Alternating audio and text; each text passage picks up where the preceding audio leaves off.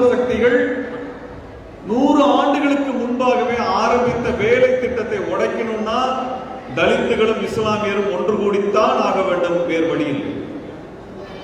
இது எந்த இடத்திலிருந்து ஆரம்பிக்க வேண்டும் என்றால், இந்த தேசத்தை உடைக்க வேண்டும், மத ரீதியாக உடைக்க வேண்டும் என்று முன்வைத்தவர்கள் இந்துத்துவ அமைப்பினர். இந்து மகா சபையையும் RSSையும் அவர்கள் ஆரம்பித்ததே இங்கு இருக்கக்கூடிய இஸ்லாமியர்களை எல்லாம் வெளியேற்றிவிட்டு தலித்துகளின் உரிமைகளை எல்லாம் மறுத்துவிட்டு ஒரு தேசத்தை கட்டியமைக்க வேண்டும் என்று நினைத்தார்கள். அதனால்தான் RSS இந்து மகா சபையும் 100 ஆண்டுகளுக்கு முன்பு உருவாக்கப்பட்டுச்சு. அதோடு நிற்கமல்ல, ஒரு செய்தி நான் சேர்த்து சொல்ல நினைக்கிறேன். இந்த இந்திய துணைக்கண்டம், அது இந்தியா என்று சொல்லுகிறார்கள், இந்த துணைக்கண்டத்தில் இருந்து பிரிந்து போன முதல் நாடு பர்மா. பர்மா பிரிந்து போறதுக்கு முன்னாடி நடந்த ஒரு சம்பவம், அந்த பர்மாவில் இருக்கக்கூடிய வேலை செய்யக்கூடிய தமிழர்கள் மீது ஒரு படுகொலை தாக்குதல் ஆரம்பிக்கப்பட்டது. அங்கே ரங்கூன் துறைமுகத்திலே தமிழர்கள் கூலியாளிகளாக வேலை செய்தார்கள். அங்கே கடைகளை, சிறு வணிக கடைகளை வைத்திருந்தவர்கள் இஸ்லாமியர்கள். அங்கே நிலங்களிலே விவசாயம் செய்து கொண்டிருந்தவர்கள் தமிழ் தொழிலாளர்கள். இவர்களுக்கு எதிரான ஒரு பெரிய வன்முறை பர்மாவிலே முதலாக கட்டியெழுப்பப்பட்டது. அந்த வன்முறையை கட்டமைத்தவர் அங்கே இருக்கக்கூடிய பௌத்த பேரினவாத சிந்தனையாளர்கள். அவர்கள்தான் இவர்களுக்கு எதிரான ஒரு பெரும் வன்முறை செய்கிறார்கள். அதனுடைய துவக்க புள்ளி இஸ்லாமியர்கள், தமிழ் இஸ்லாமியர் நடத்துகின்ற அந்த வணிக கடைகளின் முன்னால் ஆரம்பிக்கப்பட்டது. அவர் வணிக கடைகளுக்கு முன்னால் அவர்களது பொருட்களை தூக்கி போட்டு உடைக்கக்கூடிய அந்த பணிகளின் மூலமாக, அந்த வன்முறையின் மூலமாக அந்த அரசியல் துவக்கி வைக்கப்பட்டது. இப்படியாக ஆரம்பிக்கப்பட்ட வன்முறை என்பது அந்த துறைமுகத்தில் வேலை செய்து கொண்டிருந்த தமிழர்களை படுகொலை செய்வதும், விவசாய கூலிகளை படுகொலை செய்வதும், அந்த நிலங்களை விட்டு அவர்களை விரட்டுவதும், கடைகளை இழுத்து மூடுவதும், அங்கே தமிழர்களாக இஸ்லாமியர்களாக இருந்த அனைவரையும் விரட்டுவதும் என்கின்ற ஒரு பெரிய வன்முறை முதலாக இந்த பிராந்தியத்தில் கட்டியெழுப்பப்பட்டது. அத்துவங்கிய இடம்தான் பர்மா. அப்படி அத்துவங்கிய பொழுது அந்த பர்மாவில் இருந்த அந்த பௌத்த பேரினவாத இன வெறியர்களுக்கு ஆதரவு தெரிவித்து கடிதம் எழுதியவர் யார் என்றால் இந்து மகா சபையினுடைய தலைவர்கள். அன்னைக்கு ஆரம்பிச்சான். அது தமிழர்களுக்கு எதிராக இருக்கிறது, இஸ்லாமியர்களுக்கு எதிராக இருக்கிறது என்ன உடனே அன்றைக்கு அவன் இந்த பேரினவாதிகளோடு மதவாதிகளோடு கைகோர்க்க ஆரம்பித்த கூட்டு என்பது இன்னைக்கு வரைக்கும் நடக்கிறது. எப்ப வரைக்கும்? ரோஹிங்கிய இஸ்லாமியர்களை அடித்து கொலை செய்து, இனப்படுகொலை செய்து வெளியேற்றுகிறானே 969 என்று சொல்லப்படுகின்ற ஒரு பௌத்த பயங்கரவாத அமைப்பு, அந்த அமைப்போடு 10 ஆண்டுகளுக்கு முன்பு RSS ஒரு புரிந்துணர்வை ஏற்படுத்தியது.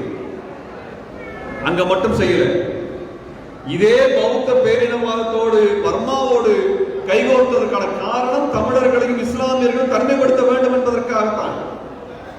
அதே கூட்டு என்பது இலங்கையிலே தமிழர்களையும் தமிழ் இஸ்லாமியர்களையும் இனப்படுகொலை செய்யக்கூடிய பொதுபல சேனா என்று சொல்லப்படுகின்ற அந்த பௌத்த அமைப்போடும் இவர்கள் கூட்டு புரிந்துணர்வை ஏற்படுத்தினார்கள். இது 10 வருஷத்துக்கு முன்னாடி நடந்துச்சு. மோடி ஆட்சிக்கு வருவது என்பது இறுதி சம்பவம். அதற்கு முன்பு இஸ்லாமியர்களுக்கு எதிராக, தமிழர்களுக்கு எதிராக ஒரு பெரிய ஒரு கூட்டணி என்பது இந்த பிராந்தியத்திலே உருவாக்கப்பட்டது. இதே போலத்தான் அவர்கள் சொல்லுவார்கள், இந்தியாவை உடைச்சது முகமது அலி ஜின்னான்னு சொல்லுவாங்க. முகமது அலி ஜின்னா பாகிஸ்தான் என்ற நாடு தேவை என்று சொன்ன வருடம் 1940, அதற்கு பின்பும் தான்.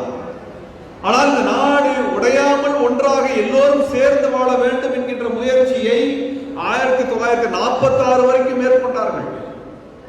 ஆனால் இந்த நாட்டை உடைக்க வேண்டும் என்று சொன்னவர்கள் யார் என்றால் கோல்வாக்கரும் சாவர்கரும், இந்த கும்பல்களை வழிநடத்துகின்ற அந்த இந்துத்துவ அமைப்பினர் தான். அவங்க தான் எப்ப சொல்றாங்கன்னா, முகமது அலி ஜின்னா பாகிஸ்தான் என்கிற நாடு வேண்டும் என்று சொல்வதற்கு 16 ஆண்டுகளுக்கு முன்பே இந்த கோரிக்கை வைத்தார்கள்.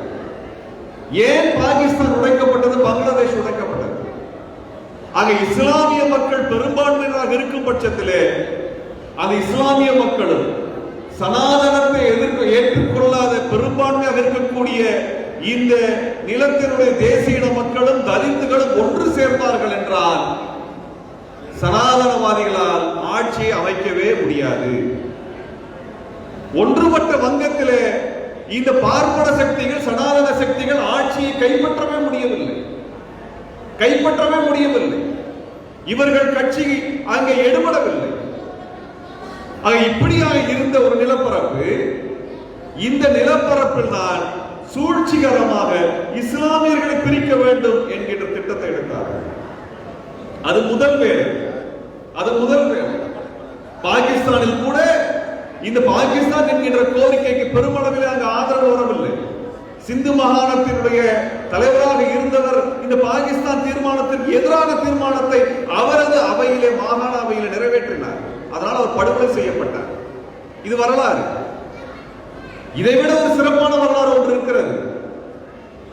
முகமது அலி ஜின்னாவிற்கு ஏன் இந்த சனாதனத்தின் மீது, பார்ப்பன சக்திகள் மீது எதிர்ப்பு வர வேண்டும் என்றால், முகமது அலி ஜின்னாவினுடைய பாட்டனார் இந்து சமூகத்தை சேர்ந்தவர்.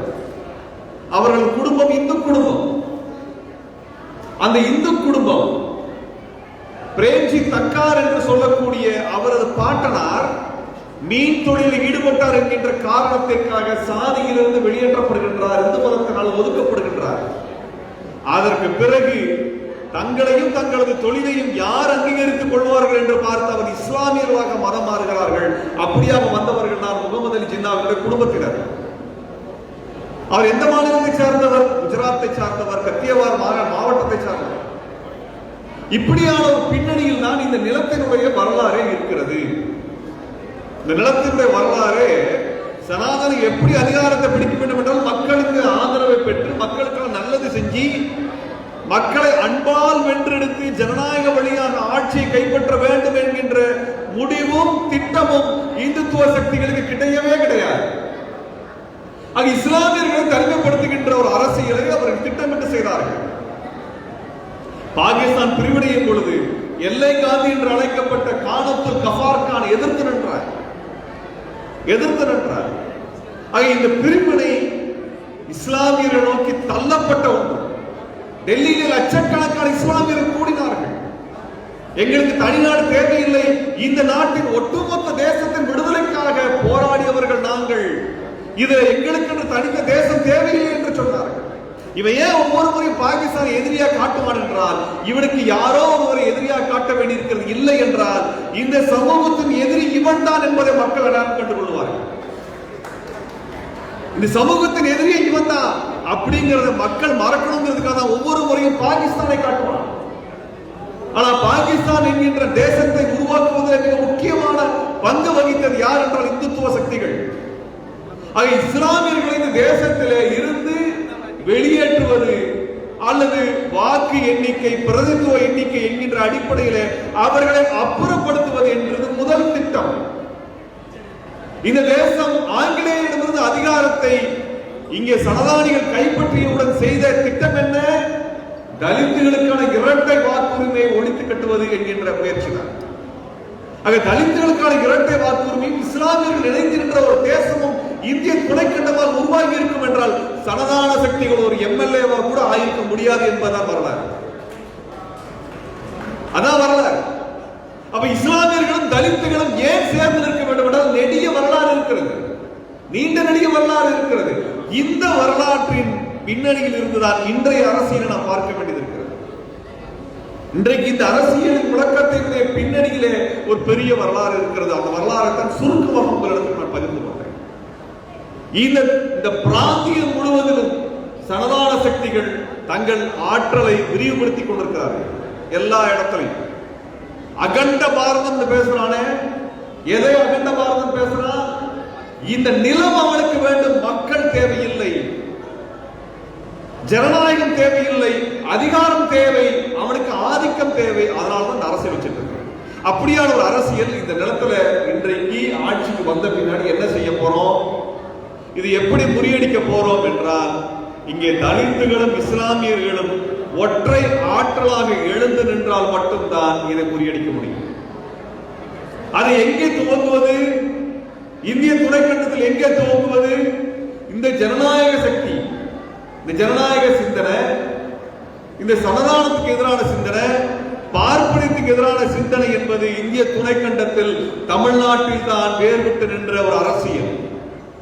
தமிழ்நாட்டில் தான் வேறுபட்ட அரசியல். தமிழ்நாட்டில் தான் இன்றைக்கு இந்தியாவில் வேற எந்த மாநிலத்திலும் இல்லாத அளவிற்கு இஸ்லாமியர்கள், தலித்துகள், பெரியாரிய தோழர்கள், தமிழ் தேசியவாதிகள், மார்க்சிய தோழர்கள் என்று அனைவரும் ஒன்று திரண்டு ஒற்றை அணியாக நிற்கின்றோம். இந்த திராவிட சித்தாந்தமும் அம்பேத்கரியமும் மார்க்சியமும் தமிழ் தேசியமும் கோட்பாடாக இணைந்து நின்று இங்கே சனாதனத்தை எதிர்த்துக் கொண்டிருக்கின்றோம். இந்த அரசியலை இந்தியாவுக்கு கொண்டு போகணும். டெல்லிக்காரனுக்கு புரிய வைக்கணும். வட மாநிலத்தை ஏற்றுக்கொள்ள வைக்க வேண்டும். இந்த அரசியல் யார் செய்வது? நாம் தான் செய்ய வேண்டும். அந்த அரசியலை தான் விடுதலை சிறுத்தைகள் கட்சி முன்னெடுத்திருக்கிறது. இந்த இஸ்லாமியர்களும் தலித்துகளும் இணைக்கக்கூடிய இந்த இரட்டை முக்கியமான ஆற்றலை இந்தியா முழுவதும் கொண்டு செல்லக்கூடிய ஒரு வேலை தான் நம்முடைய வேலை. இந்த இணைப்பு இல்லாமல் வேறு எந்த இணைப்பு வந்தாலும் அது பாரதிய ஜனதா கட்சியை வென்று விடாது. பாரதிய ஜனதா கட்சியை தேர்தலில் தோற்கடிப்பது மட்டுமல்ல முக்கியம், அதற்கு முதுகெலும்பாக இருக்கக்கூடிய RSS, அந்த RSSக்கு மூளையாக இருக்கக்கூடிய இந்த மனுதர்ம சனாதனத்தை முறியடிக்க வேண்டும் என்றால் இந்த சனாதனத்துக்கு எதிரான ஆற்றலாக இருக்கக்கூடிய தலித்துகளும் இஸ்லாமியர்களும் கரம் கோர்க்க வேண்டும். இல்லைன்னா முடியாது. வெறும் தேர்தலில் வெற்றி பெறுவது அல்ல வெற்றி. தேர்தலில் மட்டுமே வெற்றி பெற வேண்டும் என்றால் மனு தர்மத்தை கொளுத்த வேண்டும் என்ற போராட்டத்தை விடுதலை சிறுத்தைகள் கட்சி ஏன் எடுத்தது? நிச்சயமாக எடுத்திருக்காரு. நிச்சயமாக எடுத்திருக்காரு. அதை சித்தாந்த ரீதியாக எதிர்கொள்ள வேண்டியிருக்கிறது. கோட்பாடு ரீதியாக எதிர்கொள்ள வேண்டியிருக்கிறது. மனு தர்மத்தை தொட்டவிட பதறானா இல்லையா? நன்றாக பாருங்கள். கடந்த 5 வருடங்களாக அதற்கும் மேலாக பாரதிய ஜனதா கட்சி தோழர் திருமாவை மட்டுமே தனித்து தாக்குதல் நடத்தி கொண்டே இருந்தார். அவரை தனிமைப்படுத்துவது, அரசியலில் அவரை ஒதுக்கி வைப்பதற்குமான ஒரு பணியை விடுதலை சிறுத்தைகள் மீதான ஒரு தாக்குதலை தொடர்ச்சியாக இந்துத்துவ அமைப்புகள் செய்தார்களா இல்லையா? எல்லா இடத்திலும் பேசிட்டு இருந்தாங்க. எல்லா இடத்திலும் பேசிட்டு இருந்தாங்க. காரைக்குடியிலிருந்து ஒருத்தர், கவுன்சிலராக கூட வருவதற்கு தகுதியற்ற ஒருத்தர், மக்களால் நிராகரிக்கப்பட்ட ஒரு கோமாளி இதை தொடர்ச்சியாக செய்து கொண்டிருந்தார். இன்றைக்கு வரை செய்ய முயற்சி கொண்டிருக்கிறார். என்ன காரணம்? என்ன காரணம்? இங்க வெறும் தேர்தல் அரசியலாக மட்டுமே இந்துத்துவ எதிர்ப்பு அரசியலை வைக்காமல் கோட்பாடு அரசியலாக தோழர் திருமாவளவன் அவர்கள் பேசிய காரணத்தினால், செயல்படுகின்ற காரணத்தினால் அது மேல அவனுக்கு இருக்கக்கூடிய காழ்ப்புணர்ச்சி, இந்த அரசியல் கோட்பாட்டு நிலைப்பாடு என்பது பிற கட்சிகளுக்கும் நோயாக தொற்றிவிடக் கூடாது என்று அஞ்சுகின்றான். இன்றைய காலகட்டத்தில் யாருக்கும் மனு தர்மத்தை எரிக்கக்கூடிய துணிச்சல் உண்டு? சொல்லுங்க பாப்போம். விடுதலை சிறுத்தைகள் கட்சி புரட்சிகரமான நடவடிக்கையை மேற்கொண்டார்கள். அது ஆவணப்படுத்தப்பட வேண்டிய ஒரு நடவடிக்கை. நல்லா பாருங்க. அதற்கு பிறகு இது வரைக்கும் வாயை மூடிட்டு வாழை சூட்டிட்டு உட்கார்ந்திருக்கானா இல்லையா? எங்கே எதை செய்ய வேண்டுமோ அங்கே அதை செய்தால் மட்டும்தான் சனாதனத்தினுடைய முதுகெலும்பை முறிக்க முடியும் தோழர்களே. அதைத்தான் தோழர் திருமாவளவன் அவர்கள் இங்கே அரசியலாக, சித்தாந்த அரசியலாக முன்னெடுத்து அவர் தமிழ்நாட்டில் இந்த கூட்டமைப்பை எப்படியெல்லாம் கொண்டு வர்றது? தலித்துகளுக்கான பிரச்சனை என்று வரும்பொழுது அனைத்து சமூக மக்களும் ஒன்று திரளக்கூடிய அரசியலை செய்ய வேண்டியிருக்கிறது. ஏன்னா இன்னைக்கு ஜாதிய அமைப்புகள், ஜாதி வெறி அமைப்புகள் வெறும் ஜாதி வெறி அமைப்புகளாக மட்டும் நிற்கவில்லை. அவர்கள் இந்துத்துவ சாதி வெறி அமைப்புகளாக இந்துத்துவ அமைப்புகளோடு கைகோர்த்து கொண்டிருக்கிறார்கள். இந்த 2019 பாராளுமன்ற தேர்தலின் பொழுது தோழர் அவர்களுடைய தொகுதியிலே, அந்த பொன்பரப்பியிலே அவருக்கு ஆதரவு வாக்களித்த காரணத்தினால், வாக்களிக்க சென்ற காரணத்தினால் அந்த பொன்பரப்பில் நடத்தப்பட்ட தாக்குதல் என்பது ஜாதிய வெறியர்கள் மட்டுமல்ல, அவர்கள் இந்துத்துவ மத வெறியர்களாகவும் மாறி நிற்பதை நாங்கள் களத்தில் பார்க்க முடிகிறது. ஏன்னா ஜாதி சொல்லி அவர்கள் எம்எல்ஏ வேணா ஆக முடியும், ஆனால் இந்து மத வெறியை சொன்னால் அமைச்சர்களாகி விடலாம் என்கின்ற ஆசை அவர்களுக்கு இருக்கிறது. இந்துத்துவ எதிர்ப்பு என்பது ஜாதி வெறி எதிர்ப்பை உள்ளடக்கிய ஒன்று. இதைத்தான் இணைத்த ஒரு போராட்டமாக விடுதலை சிறுத்தைகள் கட்சி முன்னெடுக்கிறது. அந்த போராட்டத்திற்கு மேற்பொருளுக்கு என்றுமே துணைந்தது. இந்த தேர்தலில் கூட எங்கள் தோழர்கள் விடுதலை சிறுத்தைகள் கட்சியினுடைய பிரதிநிதிகள் வென்று சட்டசபைக்குள் நுழைய வேண்டும் என்று பெருவிருப்பத்தோடு களப்பணி செய்தோம். காரணம் ஒன்றுதான், இந்த குரல், இந்த கோட்பாட்டு குரல், தத்துவார்த்த குரல் பாராளுமன்றத்தில் ஒலித்துக் கொண்டிருக்கிறது. அது சட்டசபையிலும் ஒழிக்க வேண்டும் என்று நாங்கள் விரும்பினோம். அந்த அரசியல், தமிழ்நாட்டினுடைய அரசியல், அந்த அரசியலை சட்டசபையின் ஊடாக வெளிப்படுத்துவதற்கு விடுதலை சிறுத்தைகள் கட்சியினுடைய தோழர்கள், எங்கள் தோழர்கள் என்கின்ற காரணத்திற்காக நாங்கள் தேர்தல் களத்தில் முதல் முறையாக நாங்கள் பிரச்சாரத்திற்கு சென்றோம்.